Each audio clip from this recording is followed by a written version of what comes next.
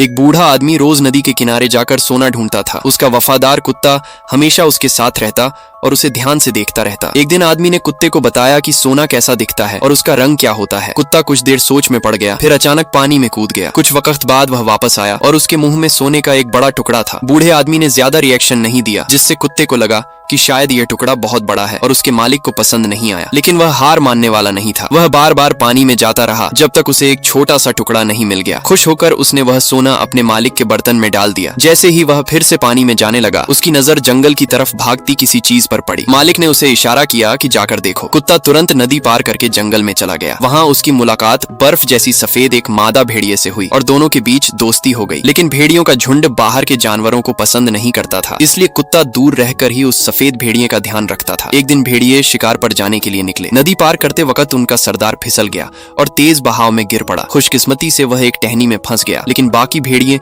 कुछ नहीं कर पा रहे थे। तभी अचानक कुत्ता आया और पानी में कूद गया। उसने अपनी समझदारी से टहनी को सहारा दिया और भेड़ियों के सरदार को महफूज बाहर निकलने में मदद की। उसकी बहादुरी देखकर भेड़ियों ने उसे अपने झुंड में शामिल कर लिया। अब वह उनके साथ रहने लगा, शिकार करना सीखा और धीरे धीरे खुद भी एक अच्छा शिकारी बन गया। वह अक्सर अपने बूढ़े मालिक के लिए भी खाना लेकर आता था। मालिक उसे देखकर बहुत खुश होता था। लेकिन एक दिन उसने देखा कि कुत्ता अब भेड़ियों के साथ पूरी तरह घुल मिल गया है। तब उसने सोचा कि शायद अब यही जगह उसके लिए सही है, क्योंकि वह खुद अब ज्यादा वक्त तक उसके साथ नहीं रह पाएगा। ये सोचकर बूढ़ा आदमी वहां से चला गया और कुत्ता हमेशा के लिए भेड़ियों के साथ रहने लगा। कुछ वक्त बाद जंगल में एक खतरनाक भालू आ गया जो जानवरों पर हमला करने लगा। तब कुत्ते ने अकेले ही उस भालू का सामना किया और सबकी जान बचा ली। इसके बाद सभी भेड़िए इकट्ठा हुए और उन्होंने उसे अपना नया लीडर यानी वुल्फ किंग बना दिया।